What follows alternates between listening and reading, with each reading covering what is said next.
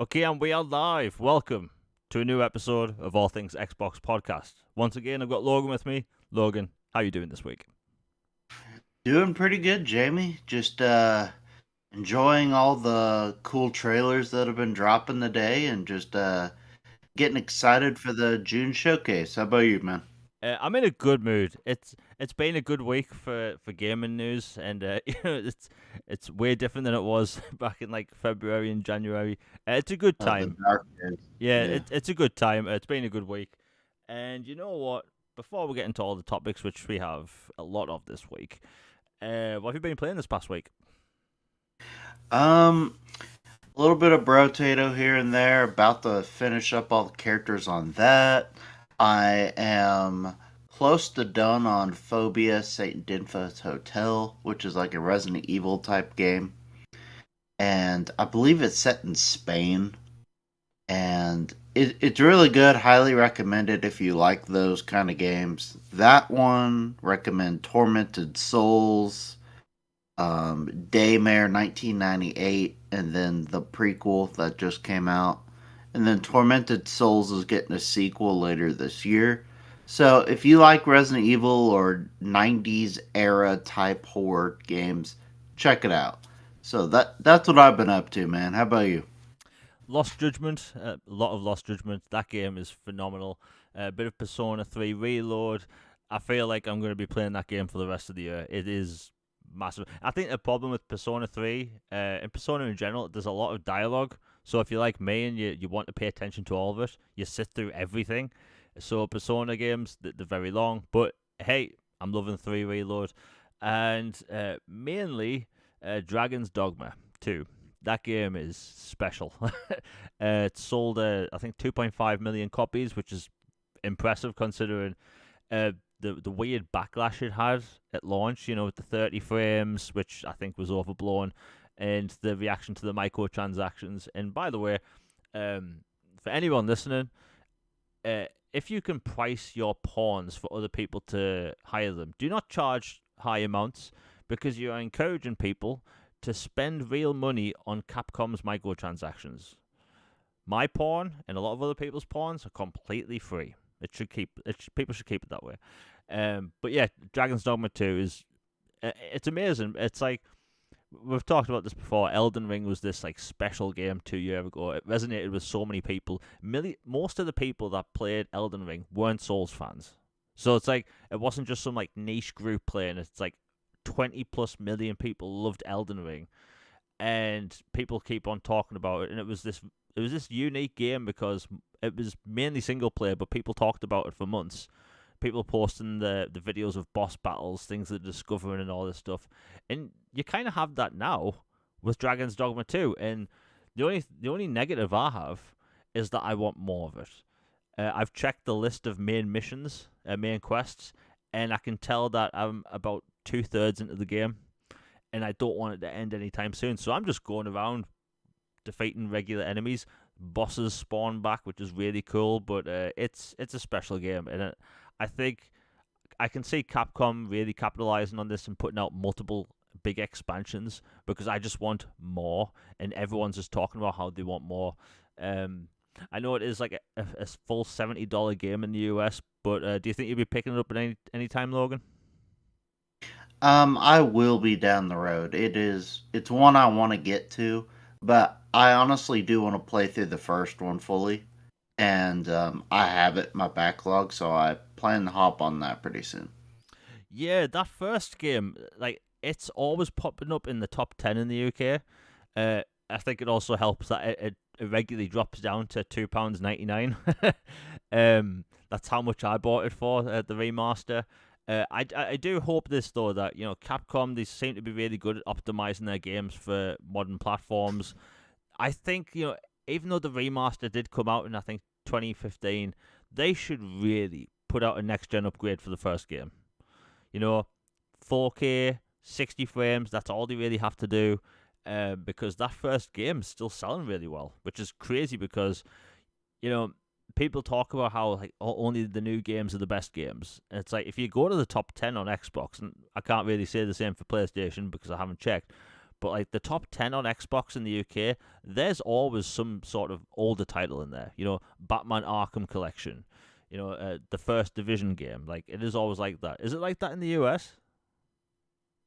Yeah, we older Call of Duties like Black Ops 2 is almost always in the top 20, and several other well-known 360 games or early Xbox One, PS4 gen games are frequently in the top tier. Like there was an article the other day, I can't remember who it was from, VGC someone, that said like if you look at the top playing charts, like aside from sales, like a bunch of the consoles, the most played games were 6+ years old.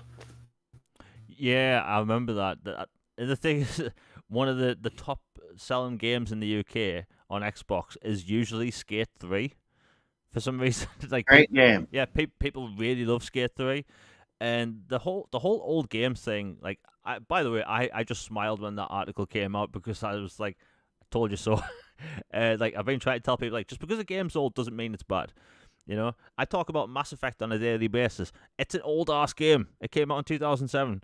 You know, and I think in an age, and we're going to be talking about the prices of like modern games and stuff. I think that having these older games pop up on sale, you have these kind of long running live service games like, and let's be honest, unless you're a content creator, you really don't need to buy a new game at launch. You really don't. Unless you're covering it, there's no reason to. So like games costing £70 or $70, or like if you live in like Australia where it's like $120 or something, it's there's no need to buy a game new. So people may as well wait for sales, and I think that's what we've seen a lot, especially last year. Games come out buggy, so people wait for patches, and by the time the patch comes out, games are dropped in price. So I totally see that being the reason why. And plus, I've said this before, I think older games were better. I really do. Agreed. Like, I look at my shelf, and this is a bit of a tangent. This wasn't even a topic. I look at my shelf, and like the first like 4 years of the 360 generation and the PS3 was way better than the past 4 years we've had. Way better. Obviously that's a preference thing, but yeah, be wondering what people think. Anyway, if you're enjoying the live listeners, please share it. YouTube sometimes doesn't share it out, even though it is at the same time every week. Notifications don't go out and all that stuff. Anyway, let's get into all the topics because we have a crap ton. UK game retailer. Now we're going to quickly go over some industry stuff because it's kind of important. So UK game retailer, they're laying off more staff. Looks like more stores are going to close, and a lot of contract workers are basically going to get put on 0-hour contracts. This has been a long time coming. We've talked about this before. The UK games market I should say physical games market, it's been shrinking, and this isn't like a new thing. Game cannibalized themselves in the early 2010s. In like 2012, they bought up a different company, basically tanked their own business, closed 50% of the stores around the country, and less people buy physical games. And it's not like with the Xbox One came out and the PlayStation 4, and all these game stores start shutting down. It's more convenient to buy games at home. It's been like this for a while, and let's be honest, like going to a store isn't really like the best experience. Sometimes people behind the counter can be rude to you, even though they're employed to work there. It's a mess. But in the UK, I think we maybe get to the next generation before all of the game stores close. It just seems to be happening. And I know it came out today that 10% of the game market in the US is physical. So it's like that's a massive drop off, right, over there. Yeah, if it's a tweet I remember you sending me here, let me just I'm not doubting you. I was just double checking from Piscatella Rep. Yeah. Um, yeah, he said that physical software accounted for approximately 10% of all U.S. video game content in 2019, and in last year 2023 it fell to under 5%, Oof. which is madness. Like think about that. 94 or Yeah, 96 point something percent of all games expenditures are digital now in the US anyway. I mean, like before, when you'd buy a game, you'd get like a nice colored manual, and maybe like some stickers inside and stuff. And usually a big incentive to buy physical, because sometimes if you pre-order the game, you'd get like a poster or a T-shirt or something. And now it's like sometimes you just get a code in the box. The game pretty much always, like, I've bought games physically and I've had to download the full game before. And it's like I know how the whole system works and all that stuff, and that's how it has to work. But like, there isn't much of a reason to buy physical games outside of collector's editions and stuff. And I think like physical games obviously make for better gifts.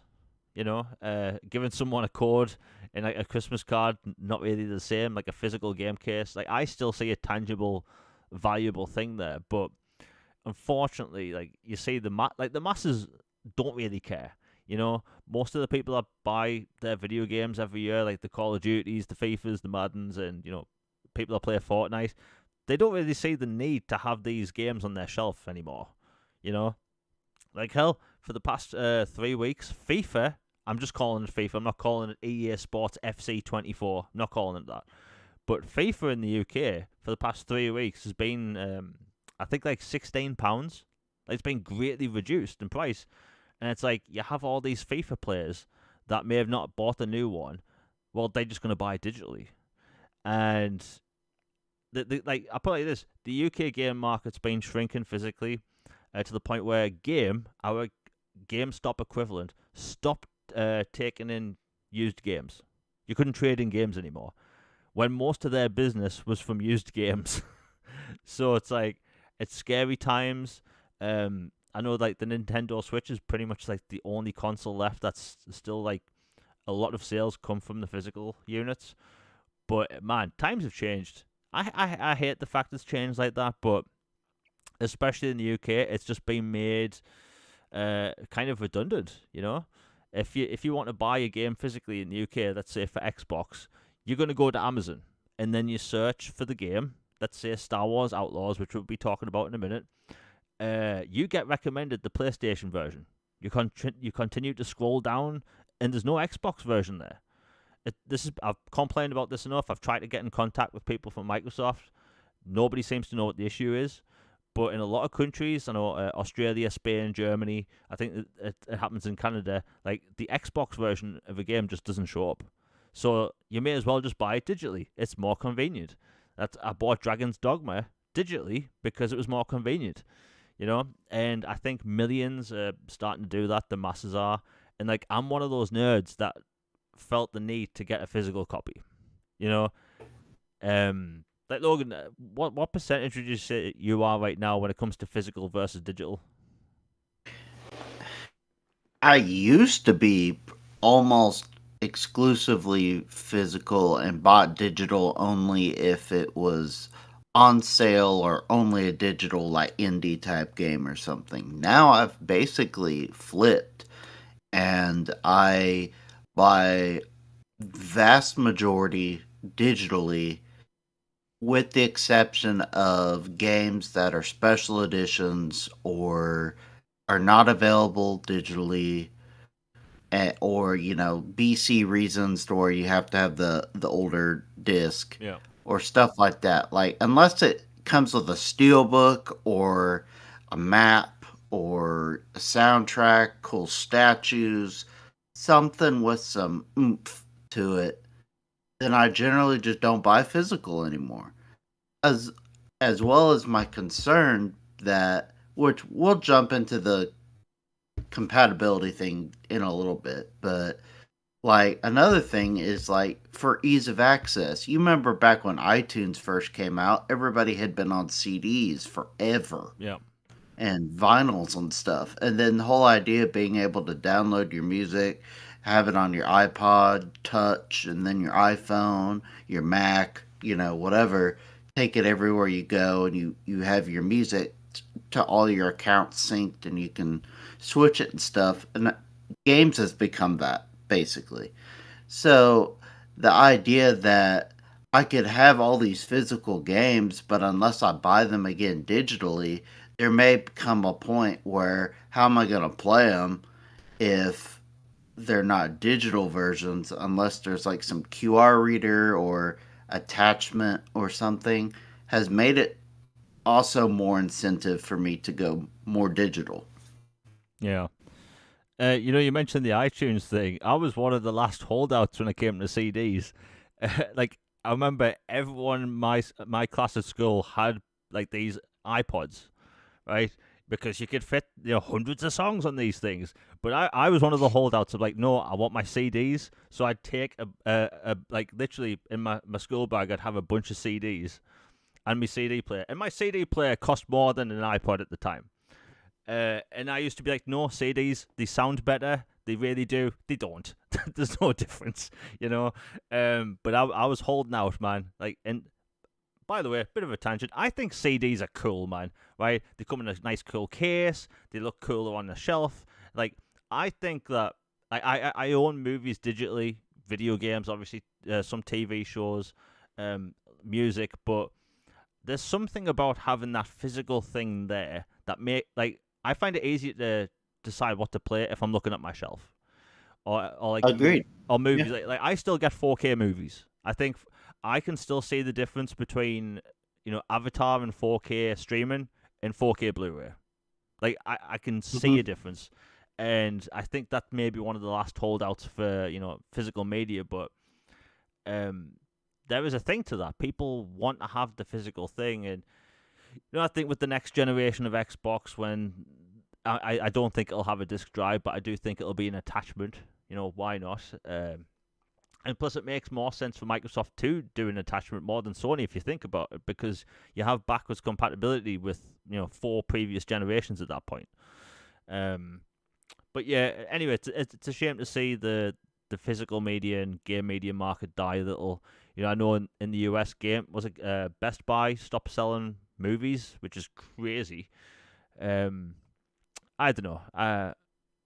Like I know when Oppenheimer came out on Blu-ray, Christopher Nolan was talking about like movie preservation and stuff, and there's some movies you just can't buy on Blu-ray. Like I think 28 Days Later, you can't buy anymore. It's out of print. It's not on a single streaming service.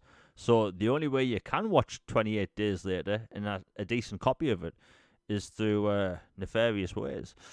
Um, I lucked out and I still have a Blu-ray double feature of that one and 28 weeks later. So, wow. uh, luckily I got that before that became an issue. But yeah, Yeah, it's insane. yeah. 28 Days Later, especially, is like that's like gold dust, man. That's hard to find, but physical media, I hope it can stay in somewhere. But and if you're Nintendo, they don't have to care. Nintendo is living like 20 years ago. People buy their games physically. They've just discovered the internet. Um, VCRs. yeah, it's crazy. But hey, Nintendo's going to Nintendo, and they're going to see success from it. But anyway, we'll move on. We've got a lot of stuff to talk about. Star Wars Outlaws, third-person action adventure game set in between the events of Empire Strikes Back and Return of the Jedi. Now, when this game was shown off last year, honestly, I thought it looked fantastic. It has elements from like Red Dead Redemption and GTA in there with the wanted levels and stuff, and different factions will have different wanted levels for you, and you can work for different factions because it's all about the underground crime scene of the Star Wars universe. And they've kind of been quiet since. We haven't really had any trailers in the past year. And today we get the brand new story trailer. I mean, it's more Star Wars. You know what you're going to get. The criminal underworld. The game looks fantastic. Logan, what was your thought on the trailer? I think it looks great. I This was already a day one game for me. I'm a Star Wars junkie. As long as it's not some, mobile card game or something like that, I'm all in. And the whole it looks like that Project Orca kind of game that we hoped EA would have made a few years ago before it got canceled. So, this looks really fun and right up my alley. Yeah, excuse me. Keep choking on my tea. Um, yeah, the game looks fantastic. I think that people want more single player Star Wars games, especially like the AAA kind, and this looks really good. It's got a space combat. You've got a hover bike. It looks like it has this sort of living world aspect that you see in like a GTA or a Red Dead Redemption. But honestly, like I don't really have anything negative to say about it. But unfortunately, the internet is the internet, and people will start flipping their lids, losing their marbles because you need a day one patch. People on the internet were complaining on the internet about needing a day one patch. I speechless. Like honestly, Logan, it doesn't bother me. It really doesn't. Like, what about you? Because people seem to be overreacting today. I mean, I could understand if you live in a underdeveloped region or something to where you didn't have internet. But it's ironic is because the people who are complaining about it online obviously have some access to online to be complaining about it in the first place. But, ideally you wouldn't have to have that. But it's definitely not a deal breaker to me. I'm going to get it. My only issue with Star Wars Outlaws is Ubisoft, like, being out of pocket on the price on that game. Like, have you seen what the gold and the ultimate editions are running for? Yeah, I'm pulling. And they're not even. Yeah, it's, And it's I funny. want a lightsaber if I'm paying that much. Yeah. Like, my goodness. So yeah, as you were talking, I was looking up the prices. Um. So bear in mind, obviously the modern price for AAA games is £70, which I think is stupid. No game should cost that. We'll talk dollars. Oh, screw it. We'll talk pounds because that's what I've got here. So it's £69.99 for the base game, which fair enough. That's what other games are going for at the minute. And then for £104.99, you get Star Wars Outlaws Gold Edition. Comes with the base game and the Season Pass, which includes 2 story expansions. Now, I will say this: I have a lot of Ubisoft games, and I do get a lot of expansions for those games. So honestly, regardless of what that price is right now, I would probably get the expansions anyway. But you can tell that they have these prices. Like, I'll put it like this: Star Wars Outlaws Gold Edition, £104.99. Star Wars Outlaws Ultimate Edition, right? So surely this is going to be decent price, and you get a bunch of cool stuff, right? It's £120. And do you know what the difference is between that and the Gold Edition? You get a digital art book and some cards for Sabak, the card game in the Star Wars universe. £15 extra. like, like the prices are wild if you think about it. Honestly, I think Ubisoft have lost the marbles because when Ubisoft prices these games this way, they kind of want people to think, okay, yeah, I am going to get the expansions at some point. Like me, I'm a Star Wars nerd. So I'm leaning towards the Gold Edition. However, you may as well wait till the expansions are out because you're not losing anything. Like Ubisoft does this shady thing, and they've been doing this for years, by the way. And I don't like the fact that they do this. Is that they'll have a particular mission attached to a pre-order bonus for the Gold Edition. Oh, I hate Yeah, that so and much. yeah, and I'm a huge Assassin's Creed fan, huge. But I don't see the point of pre-ordering games up until like a day before launch or 2 days for me. Just so I have enough time to download it. So anyway, I got Mirror's Edge. Not Mirror's Edge. Don't know why I'm thinking about that. Assassin's Creed Mirage. I pre-ordered it 2 days before launch, and I didn't get the pre-order mission. And there's no way for me to get that pre-order mission unless I grind for the points on the Ubisoft store. That I don't like. Like Logan, you've obviously noticed that as well when it comes to their Ubisoft games.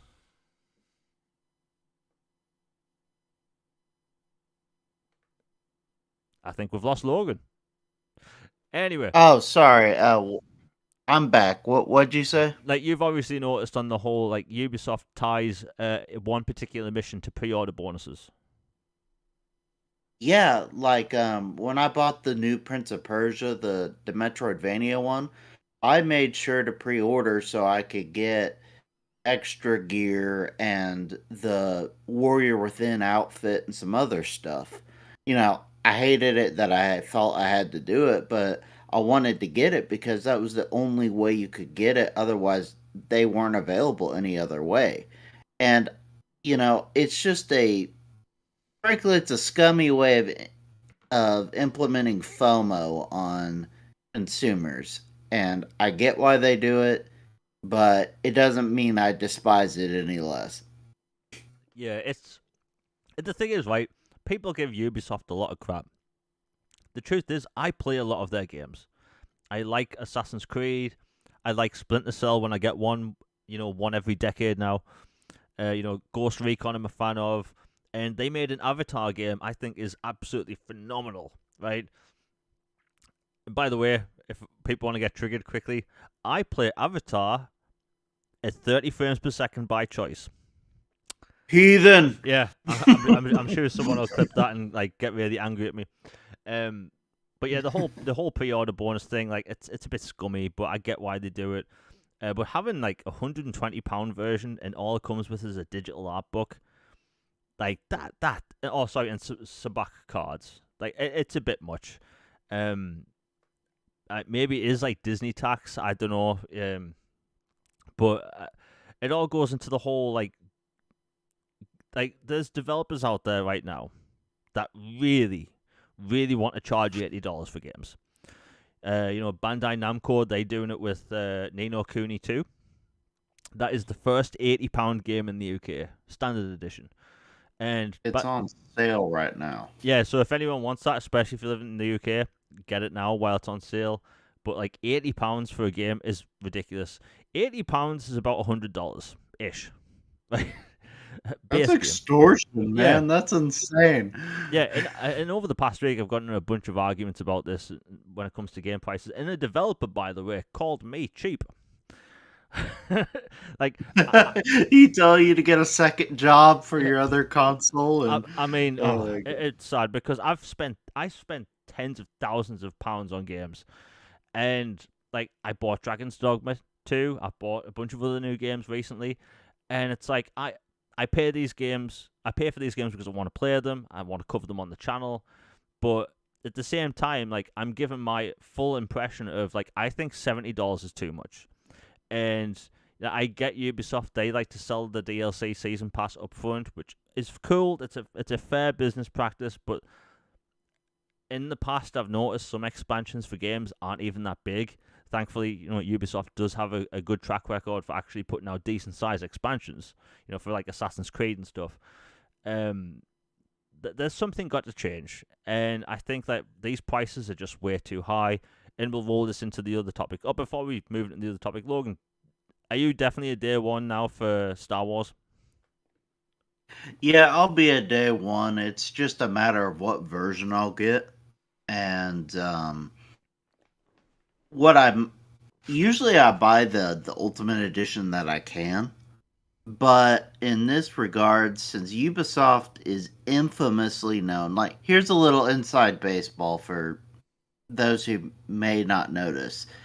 Ubisoft often prices games, and then within a month or two, maybe three, there is a drastic sale on them, and they plummet dramatically. Remember Skulls and Bones, how we all talked about how crazy it was, how much they set it up for day one? Lo and behold, you could get it for $30 or $40 less within like a month or two from launch. If you can just resist the FOMO. I know the FOMO is powerful, but if you can resist it, you can save a boatload of money. Yeah, Skull and Bones started to drop price really quick. The thing is, right, I played Skull and Bones. I was in the beta. Honestly, I know what I'm about to mention a price that might seem harsh, but if that was £25, I think people would be up for it because like it is just sailing a ship. That is all you do in the game. It's not like Sea and Thieves where you walk around and mess about, fix the ship and all this stuff. Like there's a mini game, and I'm embarrassed this actually happened. And I talked about this at the time. There's a mini game in Skull and Bones that you can pick coconuts from a tree, right? So you slow your ship up next to the shore where you find like a coconut tree, and there's a little soaring mini game where you have to like press A when the line like hits this green bar. It's kind of like the mini games in Fable, but you're still in your ship doing this mini game, and it'll say congratulations, you've collected like 3 coconuts, and like that's the mini game. Like you find treasure as a pirate, and do you get out of your ship and like look for this like X marks the spot? No, no, no, no, no. You do a mini game. You get the treasure to your ship. It's but yeah, and like you said, FOMO does play into it. There's a lot of people. FOMO doesn't actually affect me. I kind of just like don't let that happen at all. But like a lot of people will see others play a game, they'll want to buy it and play it because that's what people are talking about. I mean, I put it like this: my most liked tweets on Twitter are from old games. So it's like I don't really feel the need to talk about like the newest thing. But like yeah, FOMO does affect a lot of people, and and by the way, you know, I talk about game prices being a lot. I will admit, I bought the digital deluxe version of Star Wars Jedi Survivor for the fancy lightsabers. I did as well. And I wanted that Han Solo jacket. The Luke Skywalker one. But yeah, hey, I bought it. Did I see £10 extra value in digital lightsabers? Yes. I mean, I'm kind of a little bit ashamed to admit that, but I did. You know, it is what it is. But game prices are over the top, and you know, before the show went live, Logan, I know you posted on Twitter about someone from Saber Interactive talking about how $70 games isn't sustainable. And the thing is, the developer didn't actually describe what he was talking about. Did you read that article at all? I have not read the whole piece, no. I saw that and I was like, huh, isn't that interesting? Especially given who they just escaped from. Yeah. So I was just like, interesting. This might explain some behind the scenes things. Yeah, and I want to bring that up because I read it and like I think he was talking about how it isn't sustainable because these games should be more than 70. And with Oh gosh, that's even worse. yeah, and like he said it without saying it basically. And like if you're listening right now and you buy games at launch, like you have to admit $70 is too much for a video game. It just is. You know, now more than ever, people will say, "I'll wait for a sale," and I can't blame anyone for doing that. I really can't. Microsoft upped their first-party games to $70, and I still think $70 is too much for video games. Like I put it like this, and again, I can make every topic about Mass Effect. Mass Effect Legendary Edition. In the UK, I think that cost £50. Oh, I think it might cost £55, and that's 3 long games and a ton of DLC. And now most games come out broken. They need day one patches, sometimes the same size of the game themselves. And the quality of games over years, yes, the graphics is better than ever, but the quality of games has gone down. Like during the 7th generation, I don't remember broken games coming out every month. And now it's happening all the time. You know, you have Yeah, it was news if yeah, something wasn't broken. like I can think of one game that had an issue that gen, and that was Skyrim on the PS3. But outside of that, I can't really think of much. And I think people really see through that. You know, people don't want to buy these games. It's $70. It's just too much. And the thing is, Saber Interactive, I think they have a huge hit this year when it comes to Warhammer 40k Space Marine 2. Yes, that's a long name. I think, you know, it's going to do well. But he did mention in the interview, and really made me think, like, we're going to see these, like, success stories out of these quote-unquote AA games. You know, like a Helldivers or a HellBlade 2. Sorry, not HellBlade 2. Pal World. And things like, you know, RoboCop Rogue City, which is a AA game, and it's bloody amazing. That game should have sold 10 million copies, in my opinion. But it's like people see now more than ever. We want value. So these smaller games are selling well. Like Pal World is a cheap game. Helldivers 2 is a cheap game in comparison. And what in this interview he was on about how he thinks in the next few years we're actually going to see a lull in games. We might have like a drought kind of thing. And I've been talking about this before. I think the rest of this generation is going to be very slow when it comes to AAA releases. You know, all these companies have been firing people left and right. You know, complete divisions shut down. Games have been cancelled all the time. You know, EA's cancelled like 10 Star Wars games. Sony laid off a bunch of people, cancelling the game. You know, Microsoft, they laid off people early in the year. And it's like, who's going to be making these games for us to play? You know, I something's got to give at some point, and I think raising the price of games is going to be. I think that's going to end studios. Like, moving the price to 70 made people go, you know what? I will wait for a sale. $80 for a game is going to make people really sit back and think, I don't need this day one. They'll wait maybe 4 months, 6 months, because you don't need to play it day one. Like, Logan, if the prices of games really jump to 80, which he may have been insinuating, I think it's safe to say you'll probably buy less games day one. Yeah, 100%. I would have to budget more, to be honest. Like, I'm not cheap at all. Like, if there's a game I want, I'll buy it. But, you know, even ardent hardcore fans of things who really want things have to be fiscally responsible or have to be, you know, smart about things. Like, I love all the games, and like, if every game was, cheaper and stuff, I'd get everything day one. But fact of the matter is that there's so many games coming out and so many you want to play. Plus you already have a humongous backlog to work with, to where you don't technically have to buy any games to have stuff to play that's even new to you.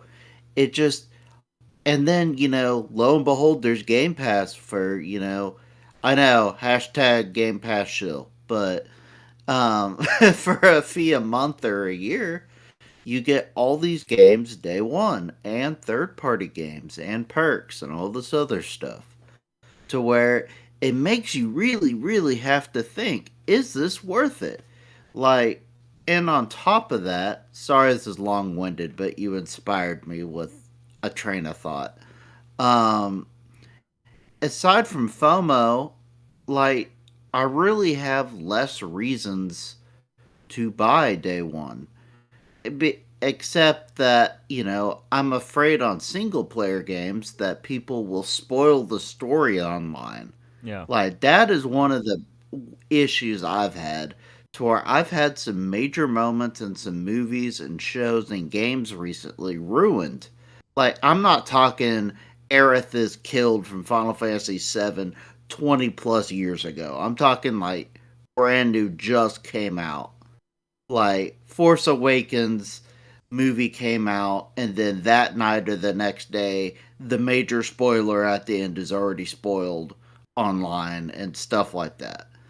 To where it makes you feel like you have to either mute the stuff or go see it or get it immediately. So it is a balance, but to me, unless it's something like I am just a diehard fan of, have always adhered to, like Star Wars or Halo, Gears, like a franchise I deeply love and is like an experience for me, then otherwise I'm taking a very stronger stance on just waiting a little bit for a sale.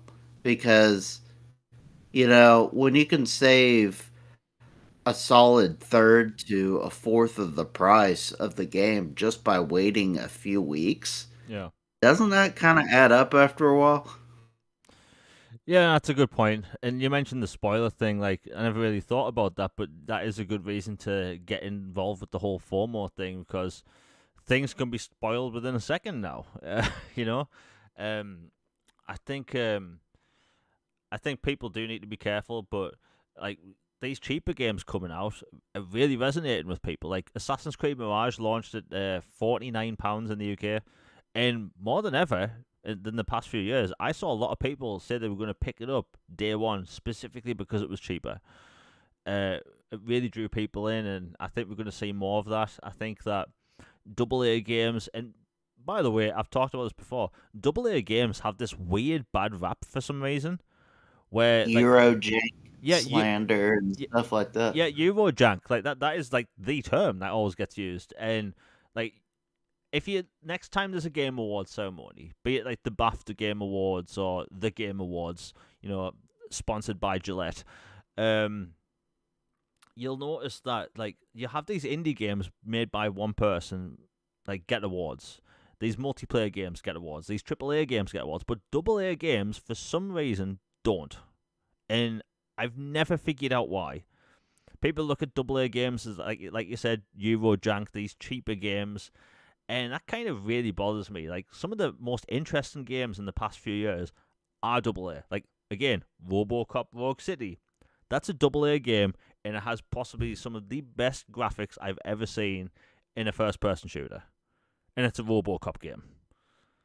I just hope that over the next few years, with developers wanting to nickel and dime people more, you have like people from Rockstar Games talking about how we should expect more microtransactions in games and all that stuff. Like, I think that people should really take a good look at these AA games. Again, Helldivers. That's going to keep annoying the hell out of me. Helldivers, like that is a cheaper game, and people love that game on PlayStation and PC, and we're going to see more of that.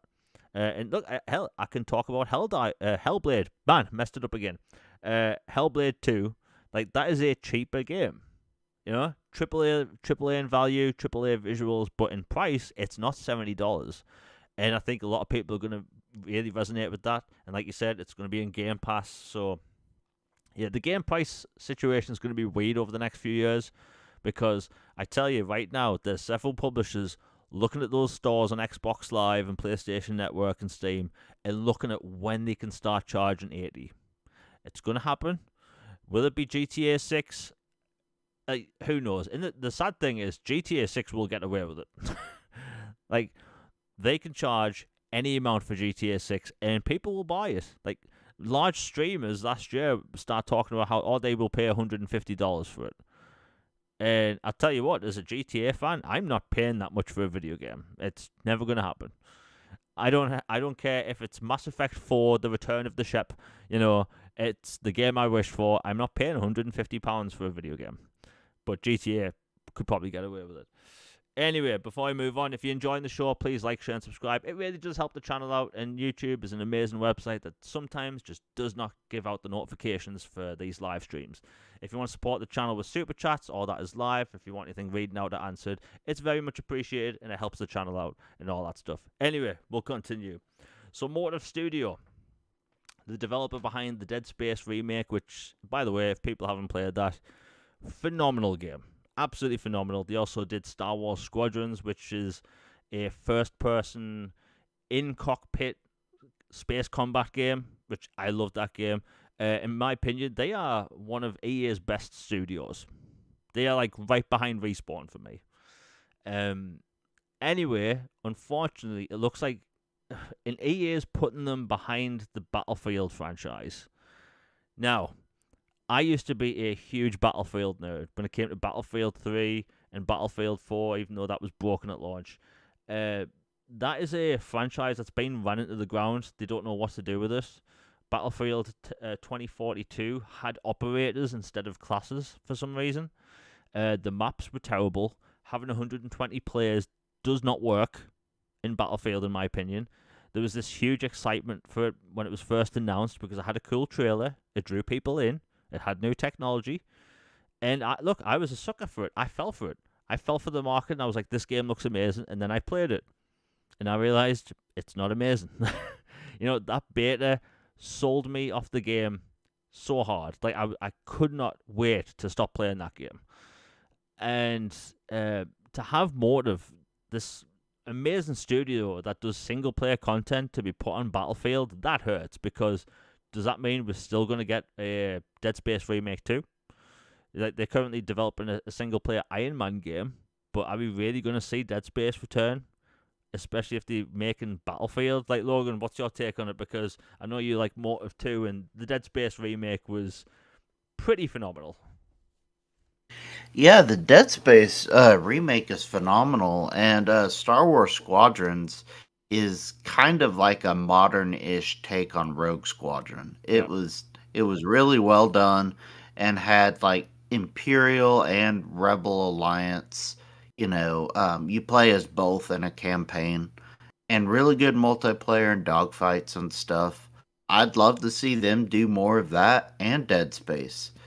And Dead Space 1 remake was incredible. It was a perfect remake. They remade it to where it was true to the original and spirit of the original, but also improved mechanics, added things, expanded the story and lore. Like it was beautifully done. Set up even in credits and other second playthroughs and stuff, setting up perfectly for the second one. It's ready to go. Surely they understand there's a desire for that, but EA being EA and doing what EA does, they have decided to take a stellar single player studio who has made content that people love and put them on Battlefield because. So, you know, I'm not going to lie, it doesn't fill me with great pride and optimism. I am not happy about it, and I just hope they keep their claws off Respawn and do not touch them. Leave them alone.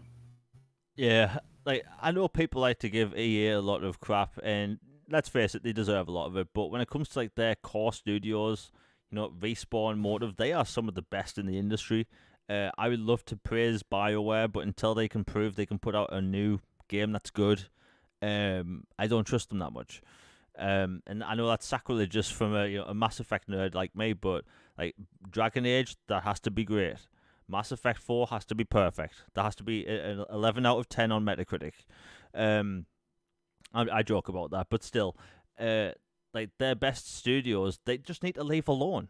I don't understand this whole concept of putting single player developers on multiplayer games. That seems arse backwards to me. I just don't understand it. Like, granted, they are making a single player Iron Man game. I cannot wait for that. I know it'll be good. Every game they've put out so far is fantastic, but everything with Battlefield over the past few years has gone to crap. Like, the best Battlefield game in years is a mobile game, Battlefield Mobile, and I believe they shut that down, and it was essentially a remaster of Battlefield 3. Do you know how many people on console would have bought that? Millions. Did they release it on console? Nope. you know, and like it's severely mismanaged. You have Respawn. Their games keep getting cancelled. The Mandalorian game got cancelled. Like, how do you have a Mandalorian game that's almost finished and you cancel it because you don't know if you're going to make the money back? That blows my mind. Like, Star Wars games are peak right now. People love Star Wars games, and we haven't had a bad Star Wars game. Well, including the remasters we have, but like outside of like new Star Wars games, they haven't been any bad, And it just seems like EA is gonna I'm gonna wind a bit. These studios mess up in the most obvious ways, and I just don't understand why. I just don't understand it. You have Respawn, one of the best developers in the industry, and their game gets cancelled. They wanted to make it a Titanfall 3, that gets cancelled. They are making a new Titanfall universe game, but it's not Titanfall. They make Apex, and look, I'm sorry to Apex fans, I would sacrifice Apex in a minute for Titanfall 3. I would. I would literally strike the match, burn Apex to the ground for my Titanfall 3. I don't need that janky multiplayer battle royale nonsense where you're hopping around the map, sliding all over the place like a chipmunk on acid. Like, I want my Titanfall. I want to call a Titan from space and not run around and collect shield batteries from the battlefield and use a grappling hook because I'm cringe. Like, no. Bit of a rant, but like I'm sick of this industry messing up in simple ways. It makes no sense whatsoever. And let's make this about Mass Effect now. BioWare just have to make something that resembles Mass Effect 1 through 3. That's all they have to do. Will they do it? Hopefully. They've moved back to Unreal that actually has third-person tools, and apparently they're moving back to the old format of, having a hub world rather than open world. Right, that works for Mass Effect. But, like, are they going to mess up somehow? Is Dragon Age going to be messed up? Like Logan, what do you think's going on with these studios where like there's such a formula for success? I'm not just talking about Mass Effect, but like Titanfall 3 cancelled, Mandalorian game cancelled, Motive Studio that makes single player games put on the multiplayer a game. Like these studios, these publishers make the dumbest decisions, and they have executives that crunch the numbers and know what they're talking about apparently. But every decision that's been made is crap. Yeah, I mean, we could have a literal whole podcast on just this topic. Like seriously, it's that big of a topic and a problem. And I mean, if I had to boil it down to like just a few minutes, it would basically be like, every studio has its own problems, and the answers for one studio is different than another, but it almost always is some combination of some exec, you know, sees has their own ideas or agenda and wants the creatives to implement that into a game, even though they're not one of the creatives or involved in the game making whatsoever. And then that impacts development and things shift. Like you talk about the Christmas lights on Anthem all the time. You remember that infamous story that came out about Anthem, that whole E3 trailer that they had put out with jetpacks and flying around and doing all this stuff was not originally planned, but some exec wanted them to put it into a hype trailer, and then, oh, by the way, that needs to be in the game now so it's not bogus, and like a whole bunch of stuff like that. That's like execs messing with things that are, I know it's below their pay grade, quote unquote, but is out of their lane. And then you've got some guy in accounting room in the back crunching numbers and going, well, this sells more than this, or we're getting more engagement on that, or we are, like microtransactions, we can sell a bajillion of these loot boxes and just pump these suckers out and just farm people and milk this thing till it's, dead and dry. And then they start getting involved. And then things become soulless and lose their creative identity. And then on top of that, things are just more expensive now, like across the board in life in general, in development, building, business, everything is just more expensive. So they're cutting costs. As for Respawn itself, I think the Mandalorian one, at least in part, had to deal with Disney has a, shall we say, draconian luxury tax, we'll call it that, for licensing. It is not cheap to license a Disney product. Understandably so. You want to play with the House of Mouse's stories and games, you have to pay the big bucks. I get it. But when you already have two or three other games licensed from them in development, I guess they just chose one of them to cut, or for diversity. I don't know why. For whatever reason, they decided the Mandalorian one was the one to get cut. Like, think about it. If they had cut the Star Wars game, the Jedi Survivor sequel, people would have been even more outraged because it would have been the end of a trilogy just ended. Just poof. And that would have been a disaster. Or you have a Star Wars RTS that they're working on, which is going to be different than much else in the market right now. So I guess the lesser of the evils was to cancel that one. Still sucks. But EA and these companies, just keep your hands to yourself. That's just a good motto in general. But just just stop messing with things. Let the people do their jobs.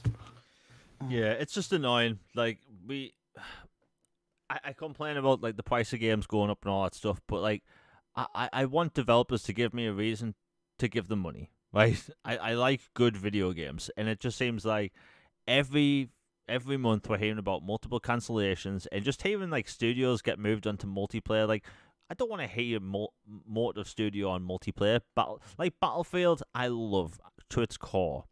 I love what Battlefield means, but the reality of the situation is Battlefield hasn't been good since 2011.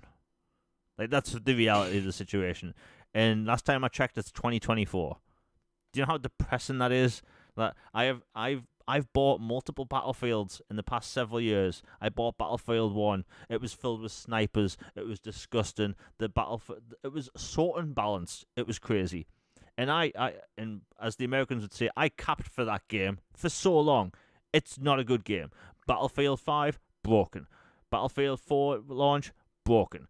Battlefield Hardline, what were they thinking? And it's just like Battlefield 2042. It's like, okay, you're gonna have these, like, what, subclasses that are operators, like in Rainbow Six. Oh, and we have abilities now.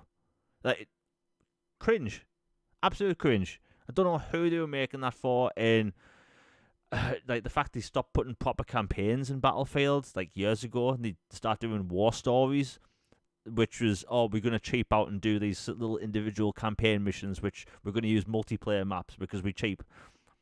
Bit of a tangent, I know. I apologize, but yeah, it's depressing. I wish the best for Motive. Anyway, we'll move on because we have literally 90% of the topics to talk about. Okay, I want to whine about JRPGs for a minute. So, over the past year, I've noticed that these websites that specifically focus on JRPGs and RPGs, they get really toxic when it comes to Xbox announcements. So last year when Persona 3 Reload was announced, it was announced on the Xbox stage in their summer showcase. It was a big deal, launching a Game Pass day one. And you have these, like, JRPG-centric accounts on Twitter with websites posting about how there was an Xbox logo scare. And, like, I thought that was, like, such the wrong, like, there's such a negative push because people want the genre to grow on Xbox. People want more JRPGs on Xbox. But, like, perpetuating this nonsense of, like, Japanese support on Xbox shouldn't be a thing. Every time you talk about, Final Fantasy VII Remake, these JRPG website, like, accounts will start, like, telling you how you should buy a PlayStation for this third-party game. And I've noticed it this past week. People being made fun of on the Xbox side because they wanted more JRPGs on the platform, and that really annoyed the hell out of me. This has been going on for years now. Excuse me, and it's annoying. It's annoying because, like, Microsoft, they haven't had any huge Final Fantasy games day one outside of 13 and 15. 14's now on the platform. But there's just been this push for years, like, you're not allowed to be a fan on Xbox and like JRPGs. In fact, you get told that you're playing on the wrong platform if you like that genre, and that really annoys me. It's like, aren't we meant to be pushing for competition? Why is it that you're not allowed to play JRPGs on an American console, but you're allowed to play American games on a Japanese console? That train of thought that never gets answered. It just gets moved to the side, and it just seems like there's this weird one-sidedness in the media when it comes to JRPGs. And we were talking about this earlier on. Microsoft, they get questioned for every single game they announce. Hey, wouldn't it be cool to play HellBlade on, PlayStation and all this stuff? But we don't see that same energy for third-party games like Final Fantasy. It's crazy. And this happens every single week now. Like, Logan, you've probably noticed this over the past few years. Yeah, it's insane. Like, I dealt with that personally just the other day. It's like there's this Square Enix person who got a big promotion and was saying that they were looking forward to bringing games to more people and doing all this in their promotion posts, and I simply said, like, congratulations. Is like, I hope we can see some more. That includes Xbox, or we get to see some more games on Xbox. Man, people got flustered and hot and bothered about that big time. It was like one of your Final Fantasy VII Cloud with an Xbox controller post where it's like a lamppost and the moths all flock to it and flame to it. It is ridiculous how much gatekeeping over. It's like not even a first party studio. Like, even that's annoying to some extent, but a third gatekeeping for a third party studio or gatekeeping an entire genre. Like, imagine if you or I or some, like stereotypical dude bro types were gatekeeping FPS games. And it was like, no, you're not allowed to have an FPS on your platform. You're not an American studio. Who do you think you are? You can't have this. Get on my level, get out of here. It's like that. Like, you see how ridiculous that sounds? Or like gatekeep a racing genre or a puzzle genre. Like, imagine if Nintendo was like, no one can have Tetris but us. No one can have puzzle games like at all. The end. End of question. It's ridiculous. And it's crazy because the whole like porting games over has worked for Sega. Like Persona, I know is big on Xbox. There's always people on my friends that's playing it. There's tons of people in the Xbox community. They have like Persona like profile pictures and they talk about Persona and post about Persona all the time. And same with Yakuza. And like they have active fan bases now, but there's this like small specific group of like the Final Fantasy fandom that are obsessed with having these games only on a Sony platform. And remember, Final Fantasy started on Nintendo. Right? They forget this, and just like I don't know, like these same people will port beg Halo on a PlayStation, but they'll tell you off. Like you mentioned, I post that picture of Cloud holding a Xbox controller, and it sets them off. It sets them off, and it's just a picture of a fictional character holding a controller, and it sets them off, and I just don't It's understand why. blasphemy. Before we continue, we have the first super chat of the day by Yeah Baby Father. I hope I pronounced that right. For $10, thank you very much. Said I just followed Jamie on X. Well, thank you very much for that. Didn't know about this channel. I'm enjoying the chat. Just subbed, and I'll add it to my watch list. Well, thank you very much for that. It's always appreciated, and the support is greatly appreciated. And we try to stay positive over here because there's way too much negativity in gaming, and it's annoying because there's so much positivity to talk about. And yes, I've just ranted for about half an hour about EA Studios. We're positive over here. Like gaming is such a cool, unique hobby. You have people that will watch like reality TV for 6 hours a day and complain about people playing video games when, let's be honest, games are actually interesting. I saved the galaxy last week. Someone else may have just watched the Kardashians complain that things like the nails are too expensive or something. I don't know. I don't watch the Kardashians. But yeah, thank you very much for the support. It's greatly appreciated. I hope you enjoyed the channel. But yeah, the whole like what we were talking about. Oh yeah, the Japanese thing. I know there's millions of fans on Xbox that would love to play more JRPGs. People in the fan base, they do the concept art of like the Xbox cover art and stuff, and it's like I don't understand the negativity behind wanting these games on Xbox.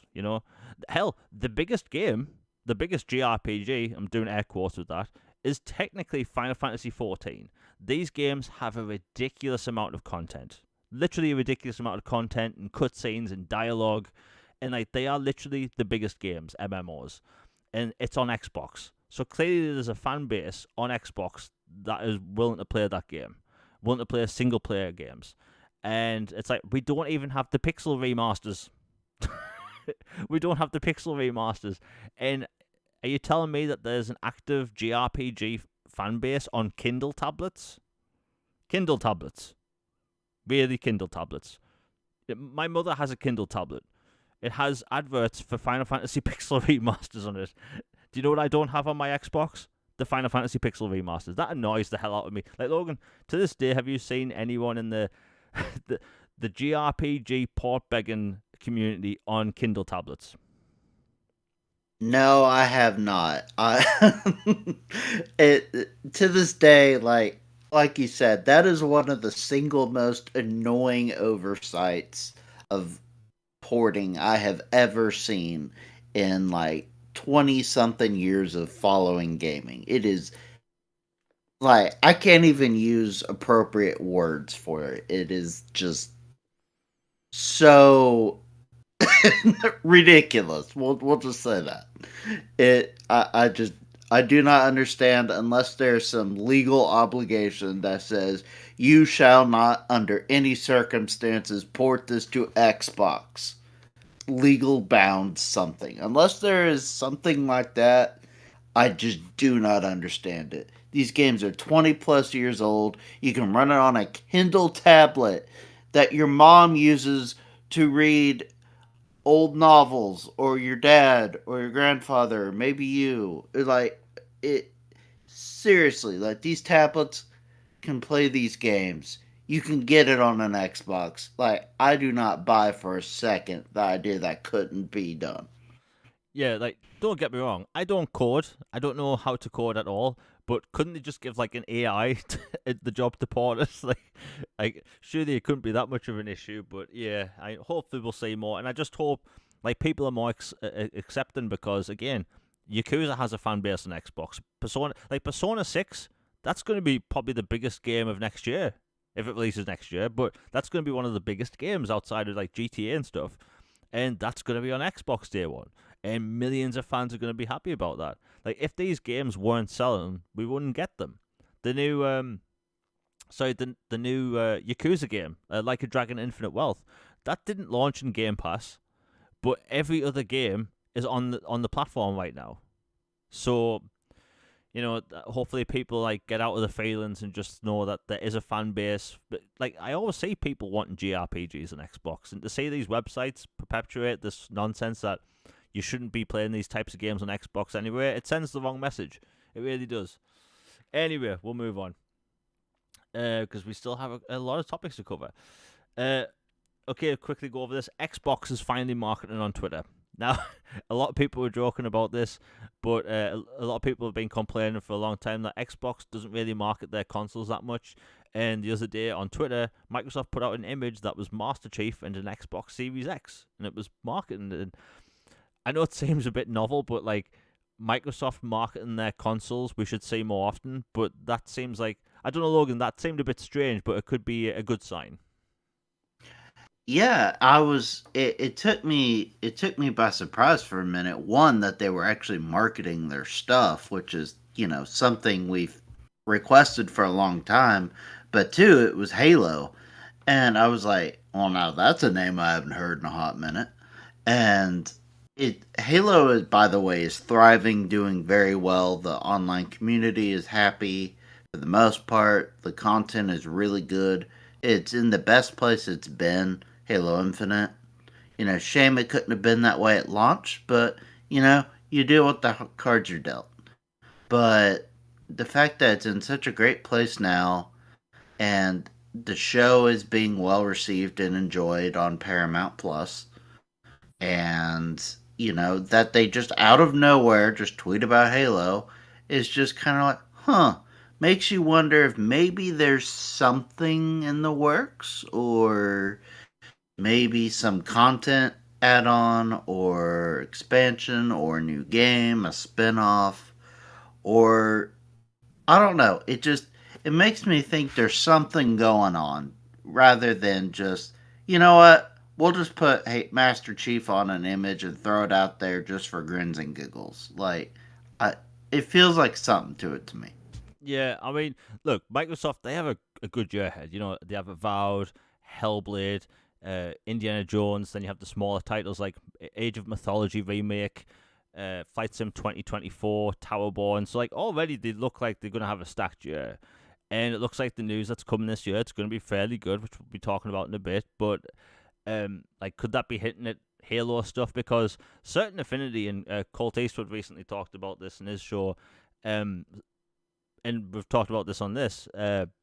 Certain Affinity, they've literally came out and said they're working on an Xbox game on an established IP. And let's be honest, Halo Infinite is popping off right now. They're getting out content that people really enjoy, and it's in a good place. Halo Infinite multiplayer is in a great place right now, to the point where they're getting consistent content and different updates all the time. People enjoy the platform now.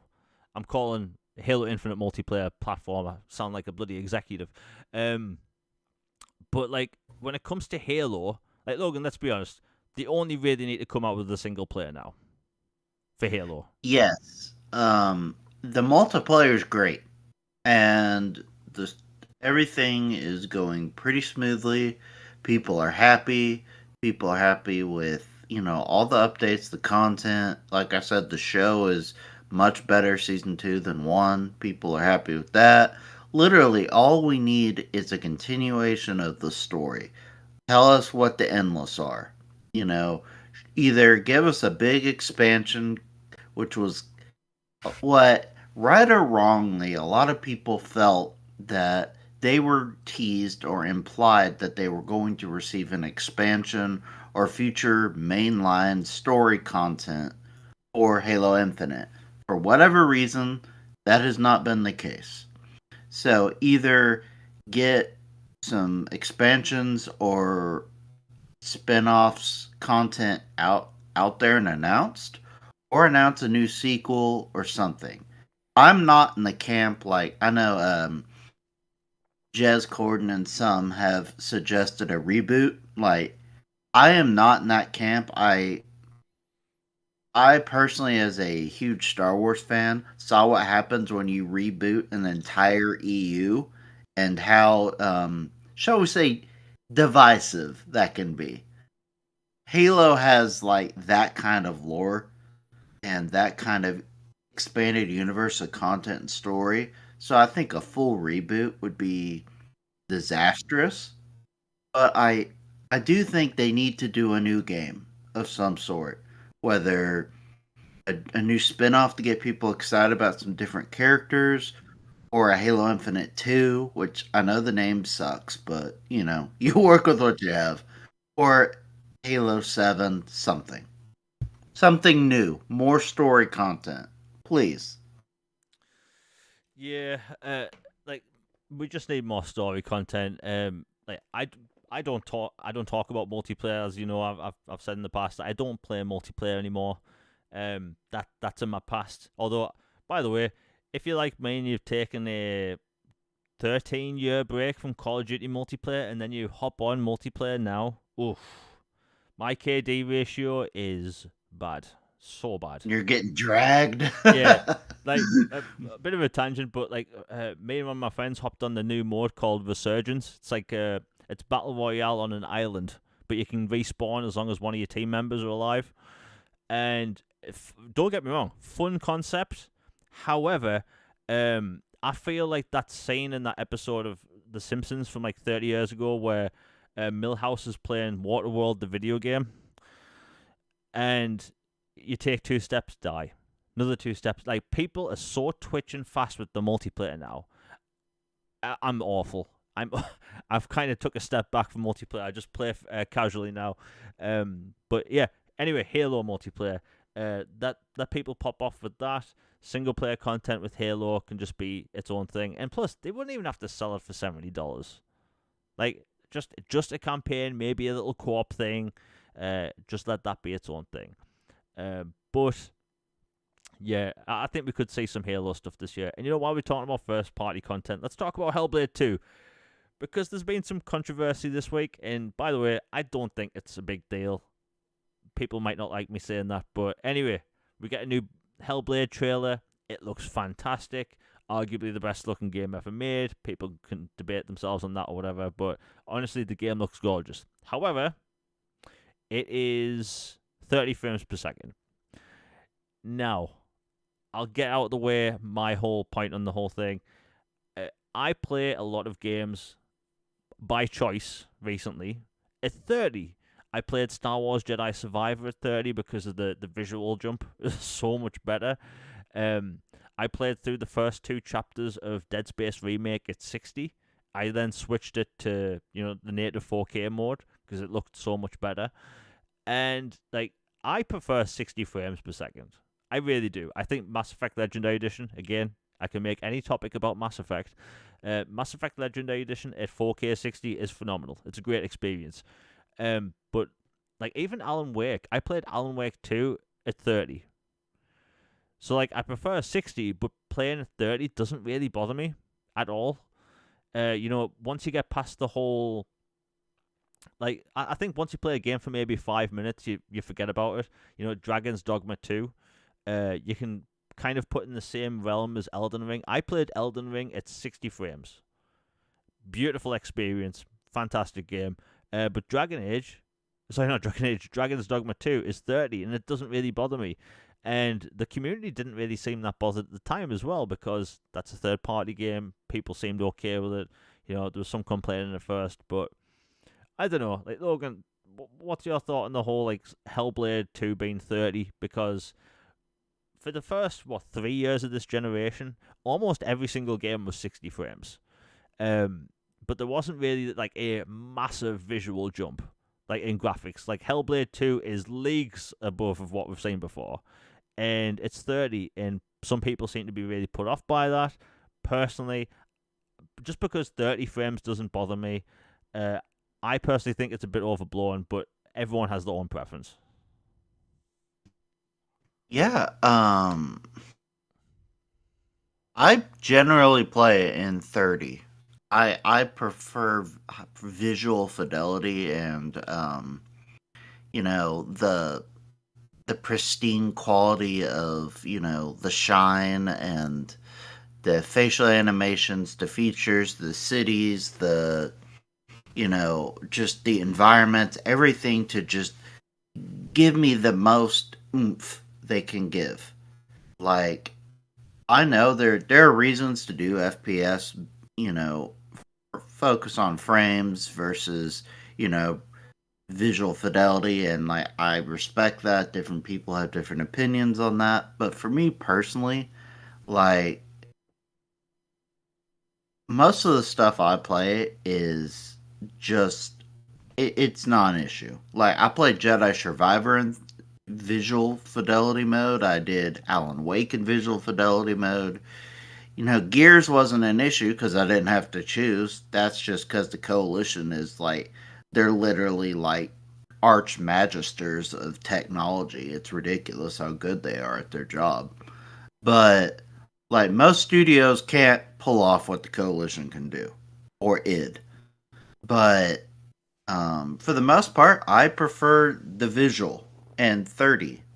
If if you can give me the visual with 60 or 120, I would be euphoric and that'd be great. But 30 is definitely not a deal breaker at all to me whatsoever. And in fact, I think it's just more bad faith arguments. And I think, for the most part, there are some people who have, complaints for various reasons. Okay.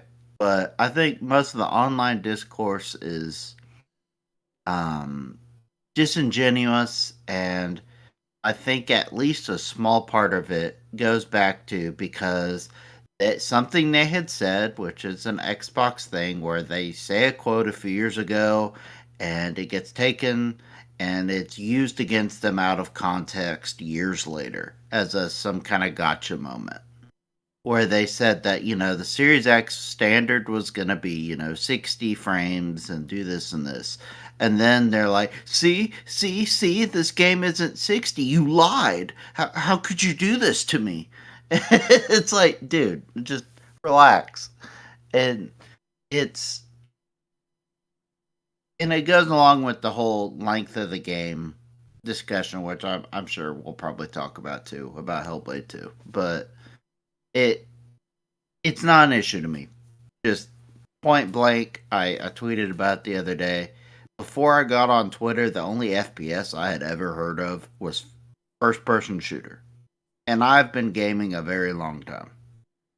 And it wasn't until I got ingrained in Twitter that I learned what frames per second were, or ray tracing, or all this other stuff. And, now I'm well versed in it and understand it, but for the casual gamer, I guarantee you they do not care. Yeah, That's my thoughts. yeah. The days before social media. The a simpler time. Before social media, I didn't really like know much about. I knew what frames per second was, but I didn't really like care much about it. I knew people had much of an opinion. Before Digital Foundry, like, did we really look? I'm not blaming Digital Foundry. I'm just saying we didn't really know much. And now like people get too ingrained in what people are talking about. And the thing is, people can prefer 60 or 120 frames or 500. Like Doctor Disrespect was playing PUBG the other day at like 300 frames per second. That's insane. Yeah, yeah, it's crazy. And like, good on him. Good on people. Like people will have a preference. If people want to play at 60, that's cool. Like I don't want to play first-person shooters at 30. I just don't. Call of Duty, people give that game a lot of crap. It performs amazing. But like, I think it really depends on the genre as well. Like, if you're gonna play like a turn-based JRPG, does it really matter? I don't think so. If you're gonna play like a third-person action game, perhaps you want 60. And I can see what they're doing with this HellBlade 2. And we have to be realistic. Like, Unreal Engine 5 is a strange engine at the minute. You can get these insane, glorious visuals, but performance takes a hit. And until FSR tools get better and all that stuff, like there may be some time to wait. And the thing is, Gears 6, which is on the horizon, have been announced. The Coalition put out 60 frames games now, right? So like they are gonna master that in a different way. It's just a different time. It's a weird topic because, like I said, the first 3 years of this generation, every single game was 60. Everything. Some games had 120 frames modes, but as soon as Gotham Knights and A Plague Tale Requiem dropped, people start thinking, "Oh my god, these consoles aren't powerful enough." It's like these games just need more optimization, and some visuals are just going to push the console to its limits. Like HellBlade 2 looked so good when the console was announced. People didn't think it was real. And then when we saw the gameplay 2 years ago with the giant, the troll giant in the cave, like people thought that wasn't gameplay. And last night, as a point of contention, I actually posted the clip of the giant boss fight, and people still don't believe it's gameplay. And it's 60. And by the way, it's 30. And by the way, just as a little experiment on Twitter, I post footage all the time of video games. It doesn't matter if it's from the 360 or Xbox One, Series console, OG. I always get asked about frame rate. Like, is this in a performance mode? And you'd be shocked at how often I post footage that's 30 frames per second and people can't tell. And there was a study recently that came out that there's people that experience frame rates completely differently to each other. Our eyes are obviously different. So, like, there's some people that can't tell the difference between 30 and 60. I can. There's a night and day difference, but some people just don't know. Some people don't know it's a thing. Like, I have friends that don't really care because they don't really know. And it is a thing. If you have like a beast of a PC, are you going to be playing HellBlade 2 at 60? Yeah. I mean, PC hardware is evolving every single year. You have different CPUs, GPUs, new kinds of RAM and storage out every year. And that's always going to be the case. Consoles are always going to be locked to this like very specific thing. And if you look back again, the 7th generation, games at the beginning of the generation looked way worse than the games at the end. Do you know what was the same? The frame rate. The frame rate for Skyrim was 30 frames. The frame rate for Oblivion was 30 frames. Night and day difference when it comes to visuals. But yeah, HellBlade 2, it looks phenomenal. And personally, I can't wait to play for it. And like you said, Logan, the length of the game's been a topic. I play a lot of open world RPGs. These RPGs tend to be really long, I'm going through Judgment at the minute. I'll just say Lost Judgment. Lost Judgment is... I'm guessing that it's going to be a 35 to 40 hour game for me. I'm playing Avatar, Frontiers of Pandora. By the time I finish that, it's probably going to be, 120 hours. Persona 3 Reload, I'm guessing that's going to be a 100-hour game for me. So having a shorter game, personally, I like it as a bit of a change of pace. So the length of a game doesn't bother me. What about you, Logan? Yeah, I think it's a complete non-issue. Like, I I know this is technically a PlayStation game, but I'll use it as an example. Like, you remember the Order 1886? Oh, yeah. Or 1888? phenomenal visuals, just great story, everything. Super short game, but it didn't outlive its welcome. It was fantastic, and I was left wanting more, and a bunch of other people were. Sadly, a sequel's probably not going to happen at this point, but it was fantastic, and it didn't outlive its welcome, and it was really well done. Similar to that, I think Hellblade, the first Hellblade, was not a long game by any stretch, and it did not live its welcome, and a lot of people wanted more. And I think another thing that some people just, I don't know why they're not addressing it or talking about it, but I'll go there, I guess, is that it's a heavy subject matter. And heavy, brutal visuals and combat and gritty. This is not a warm, grins and giggles, fuzzy Mario or Pokemon or, racing or whatever type genre to where you can play 40 plus hours, 100 plus hours, and you keep wanting more and more, and you feel positive or uplifted or this. Like, this is meant to challenge you. This is meant to go, wow, I am experiencing what this woman who has gone through so much trauma and so much, fatigue and endurance and mental health issues and cultural things and war and conflict and darkness and light and just all these things to where frankly it would be like you know watching we can watch comedies or funny goofy buddy cop movies or whatever or shows. We can binge a whole season or two of those in a short amount of time, and you're left feeling yeah, yeah, things are good. But you want to binge like a crime documentary or a something about the atrocities of war, or like Oppenheimer. Like Oppenheimer was 3 hours. It was long. But could you imagine that stretched out even more? Like how burnt out and like filled with existential dread you would be after that? Like this is not a walk in the park game, so I totally understand it being 8 hours. Yeah, yeah. You mentioned Oppenheimer, like that. That was definitely a 3 hour film. Good film, great film, even. Um, but yeah, like not everything has to be like that. I think it really depends on like I'll bring up Avatar. Like Avatar: Frontiers of Pandora would not make sense to be a short game. It just wouldn't. But a longer game makes sense. Hellblade, like people don't want to play a Hellblade game for 100 hours. That just doesn't make sense. And I think we've talked about this before. I don't think every game needs to be an open world game. That's multiple tens of hours long. While we're talking about that type of stuff, let's move on to Gears 6. So a lot of industry people have been talking about Gears 6 because apparently it's going to have jaw-dropping visuals, and we're going to see from it this year. Now, it's been a long time since we've heard from the Coalition. The Coalition put out Gears 5 in 2019, then we got Hive Busters in 2020. The Gears 5 still looks phenomenal. Like, it's jaw-dropping how gorgeous that is. And you have 60 frames in that game. And it's arguably still one of the best looking games ever made.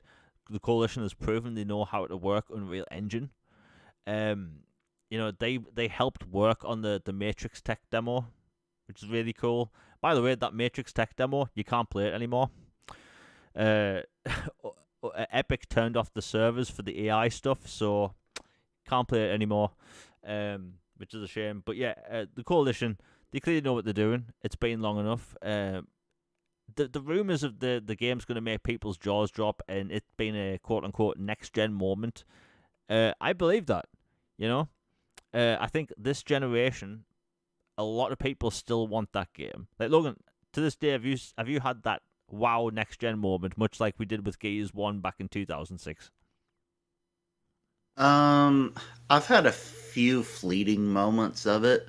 Like, I'd say from top to bottom, like for a whole game, Elden Ring might be one of the few, or Alan Wake 2. Yeah, Like, those are two that, like, from start to finish, I was like awestruck and like, wow, okay, this, this is pod racing. yeah, Like, this is next gen. Like, all right, this is good stuff.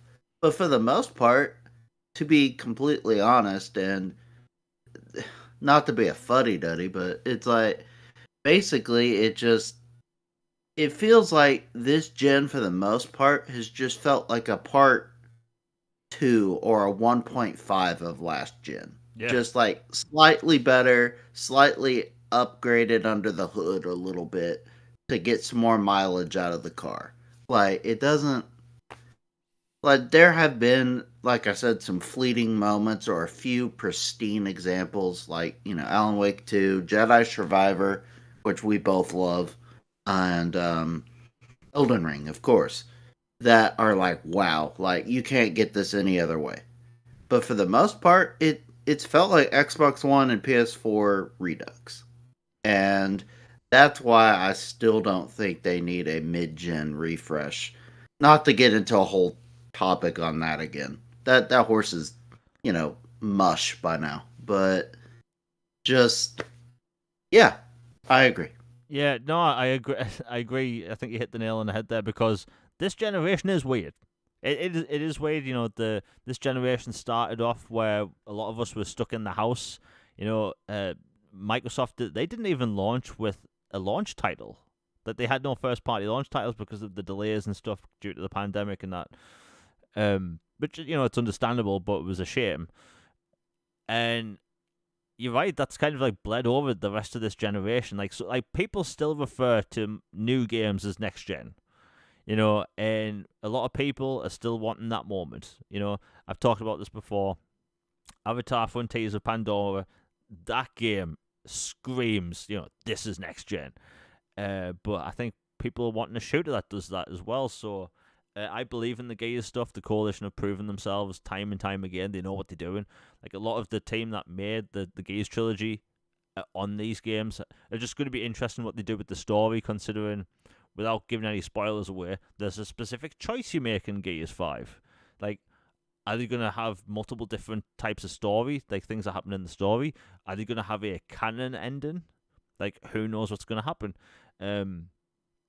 I do think it's going to be an interesting year for Gears because, like, Gears fans have been waiting for a long time, a very long time, and I think it's time.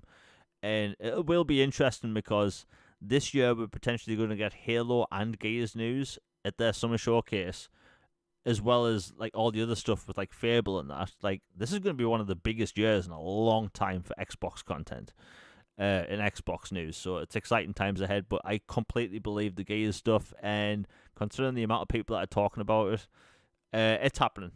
It's happening. It's just we just have to wait till June 9th, which isn't really that far away. And I will say this: I do hope for one year can we go without anything leaking. Like, maybe That's a that. tall ask, Yeah, Jamie. like Microsoft showcases, they put on a good show. They really did last year, but almost everything leaks. And personally, like, yeah, do leaks get clicks? They do, but it's not really that fun. Uh, we should enjoy these summer showcases for the surprises. Like, it is nice to have something to look forward to and not know about it. Like, I knew about the Persona games coming to Xbox and like Dragon Quest. Like, I didn't post about them because I wanted people to be surprised, and people were surprised. But I think too many people are willing to like leak everything. Like, the Gears stuff is very vague. We haven't seen a single frame of it. We haven't seen any concept art. We just know it exists. And yeah, that's that. Anyway, we'll move on. So Logan, I know you're excited to talk about this topic because it is a big one. So Sarah Bond have set up a new group at Xbox for game preservation and backwards compatibility and compatibility with future hardware. It's a big deal. You know, Microsoft, they have backwards compatibility with 3 previous generations. A lot of games have auto HDR across the board. A lot of games have frames per second boost. You have 360 games that can go up to like 120 frames per second. You have 4K enhancements, which they've been doing since the Xbox One X.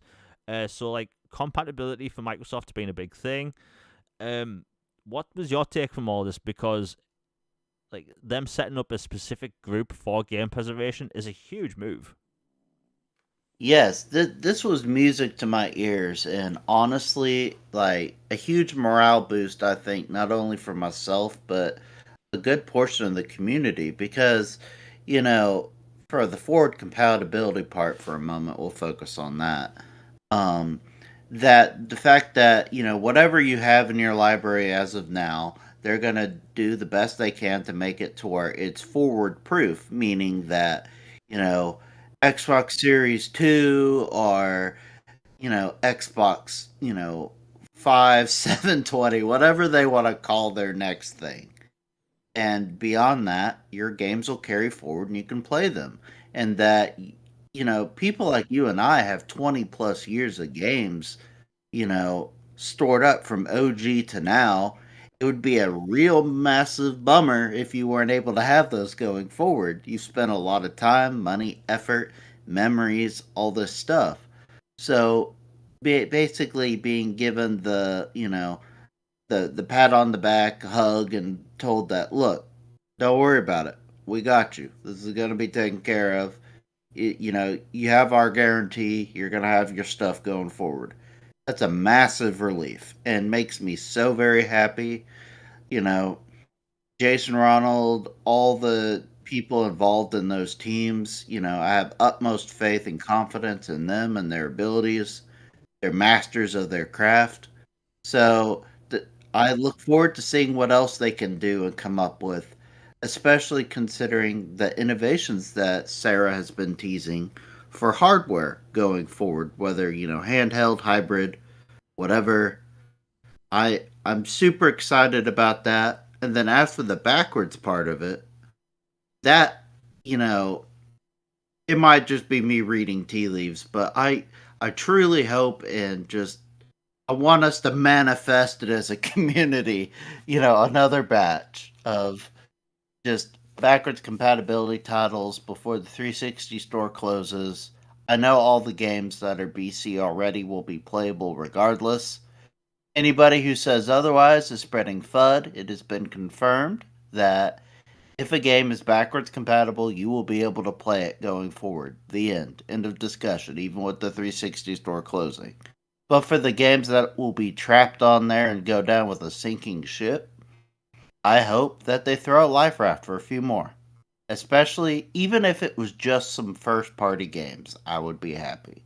But there are some notable ones missing, especially now that you have ABK all in house. That opens up the licensing issues for so many of the games. You own them now, you can get them to work. Unless it's a tech issue, then please, Quake 4, Return to Castle Wolfenstein, the cross licensing issues between all the companies on those, Alpha Protocols from Obsidian. You have a good relationship with Sega. It's back on GOG now. Surely you can fix that. Saboteur is one that you and I both want. That is from EA, but has been recently re-uploaded online to storefronts. And Singularity, the older Crash and Spyro games, True Crime, Gun. It, there's so many games in the Activision Blizzard catalog that deserve to make the cut and jump over before the sinking ship goes down. So please, if you're listening, community, please just make them BC. And I'm going to restart my personal BC campaign. And I encourage everyone else to just let them know. Be respectful and kind, but let them know that, hey, before this happens, there are some more we would really like to see. Yeah, I mean, well, first, the committing to next gen hardware and like compatibility, that's huge. So like whenever the next gen starts, you're gonna have 4 previous generations. And considering they were talking about the biggest technological leap, we assume there's going to be AI stuff in there. So hypothetically, we could see real time AI enhancement of older games. They kind of use that for auto HDR right now. So like we could see like any kind of upgrades for older games, which is really cool. I keep talking about 360 games because like just picturing like AI upscaled 360 games would be mind blowing, which is very possible. And the compatibility thing, you're going to be moving over thousands and thousands of games. And you mentioned the BC stuff for the store. There's been the rumor that Microsoft's working on bringing Activision games to the fold because there's a lot of 360 games that didn't come over, and unfortunately, a lot of those games are licensed. But Hasbro have said in the past they want the games relisted on Xbox and backwards compatible, and even in Game Pass. I'm talking about the Transformers games. Wink, wink. And like that would be a huge get. And I think that whenever Microsoft Summer Showcase talk comes up, one of the big things people talk about is like backwards compatible Activision, Game Pass batch. Because whenever you see like fans put out the concept art of a Game Pass drop, they've always got the 360 games in there licensed because they are great games and people want them. People are fond of those games, and they can do that now. Like you said, the Wolfenstein game from 2009, like the licenses aren't an issue now because Microsoft has Bethesda and Activision. So like that's a non-issue, and I think that it would just be a big piece of news because Microsoft's they're shutting down the 360 store this year on the 360, and I think someone calculated there's about 280 games on the Xbox 360 store that isn't backwards compatible.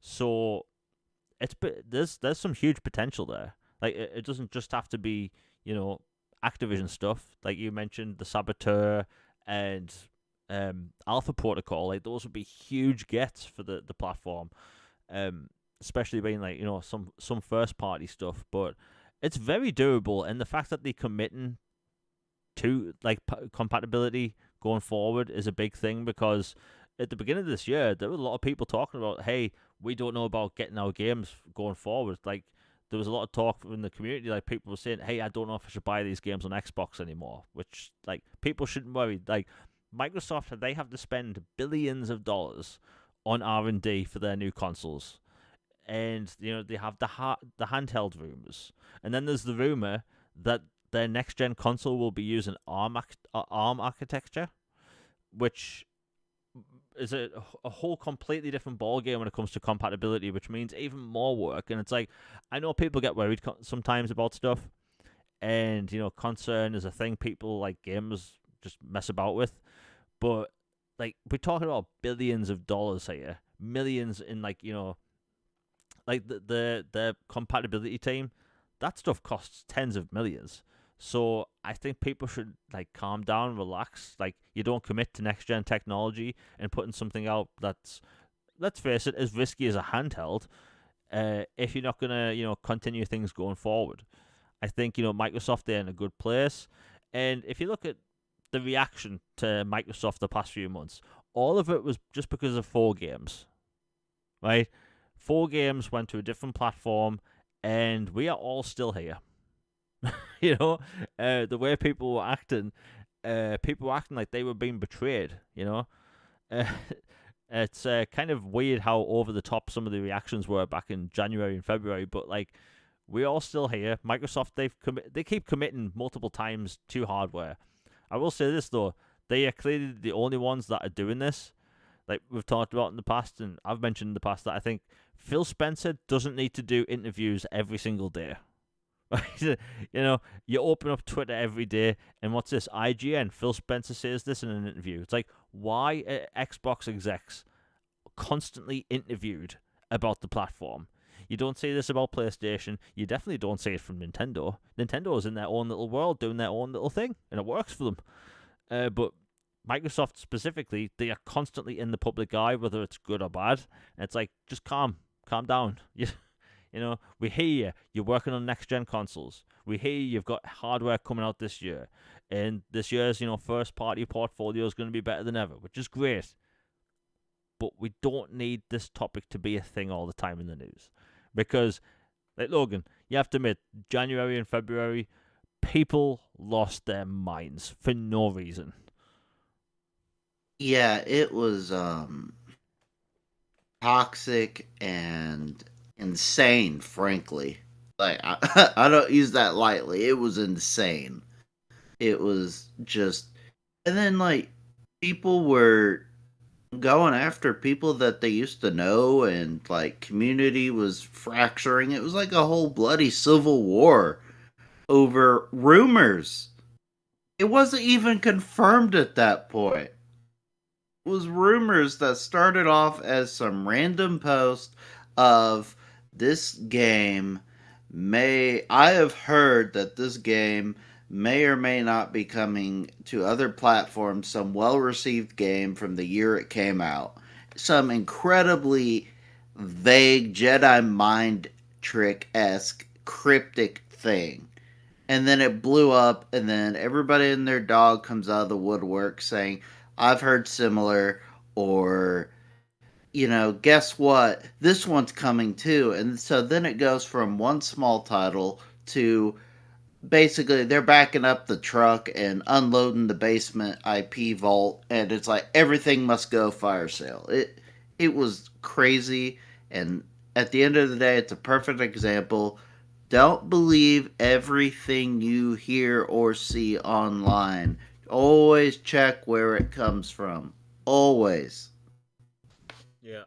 I mean, I put it, there's people that I've spoke to on Twitter basically every day for maybe like 6 years that just disappeared because of that. And I can't blame them because it was incredibly toxic online where you couldn't be a fan of just like the platform or the games or anything. And like it was awful to be online during then. And what's happened really? Like Microsoft, they haven't cancelled games. They haven't stopped making consoles. And it's like this weird forced push from the outside in of like, negative Xbox news. Where if you look at it, Microsoft, they have the best year ever ahead when it comes to this year. The hardware coming out this year is exciting because, again, the handheld rumor keeps coming up. But like the compatibility thing, dedication to backwards compatibility and compatibility going forward with game preservation, when game preservation was a huge topic last year, like Nintendo just shut down the servers for the 3DS and the Wii U. I think the Wii U. That's a huge deal. There's massive communities on 3DS games that are just gone now. That's crazy. And like shutting down those stores where there's like thousands of games where people are probably still buying them, where you can't play them anywhere else. Like I know there's certain ways you can play 3DS titles on a PC. I have no idea how that works, but I mean, it's just a shame we lose so many games to time. And with everything going on, Microsoft, they clearly committed to making our games work, and hopefully with more games as well. Again, there's a certain amount of stranded games on the 360. The store shuts down this summer. Who knows what's going to happen? But I will say this: the hype that's around their summer showcase at the minute is massive. There's the hardware. We can move that to the side. They have an excellent lineup of first-party titles this year across various genres. Their Japanese support is massive at the minute, which is actually bigger than years in the past. And there's the Halo rumors. There was a Doom rumor floating around, although Doom was listed on their titles in development, Doom Year Zero, when the FTC leak document thing happened.